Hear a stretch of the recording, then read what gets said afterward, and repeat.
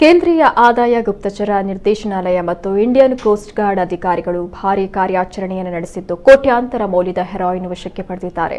ಭಾರತೀಯ ತಟರಕ್ಷಣಾ ಪಡೆ ಮತ್ತು ಡಿಆರ್ಐ ಜಂಟಿಯಾಗಿ ಈ ದಾಳಿಯನ್ನು ನಡೆಸಿದ್ದಾರೆ.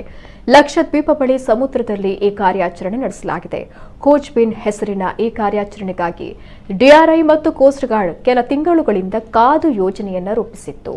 2 ದೋಣಿಗಳಲ್ಲಿ ಈ ಹೆರಾಯಿನ್ ಸಾಗಾಟ ಮಾಡುವಾಗ ದಾಳಿಯನ್ನು ನಡೆಸಲಾಗಿದ್ದು 1 ಕಿಲೋಗ್ರಾಂ ತೂಕದ 218 ಪ್ಯಾಕೆಟ್ಗಳನ್ನು ವಶಕ್ಕೆ ಪಡೆದಿದ್ದು ಈ ಸಂಬಂಧ ಇಬ್ಬರನ್ನ ಬಂಧಿಸಲಾಗಿದೆ.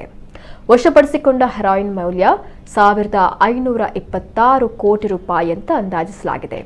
ಸಮುದ್ರದ ಮೂಲಕ ಭಾರೀ ಪ್ರಮಾಣದಲ್ಲಿ ಅಕ್ರಮ ಚಟುವಟಿಕೆಗಳು ನಡೀತಾ ಇರುವುದನ್ನು ಜಂಟಿ ತಂಡ ಪತ್ತೆ ಹಚ್ಚಿದ್ದು ಕಳೆದ 3 ವರ್ಷಗಳಲ್ಲಿ ಡಿಆರ್ಐ ಮತ್ತು ಕೋಸ್ಟ್ ಗಾರ್ಡ್ ನಡೆಸಿದ ಜಂಟಿ ಕಾರ್ಯಾಚರಣೆಯಲ್ಲಿ 12,206 ಕೋಟಿ ಮೌಲ್ಯದ ಮಾದಕ ಪದಾರ್ಥಗಳನ್ನು ವಶಕ್ಕೆ ಪಡೆಯಲಾಗಿದೆ.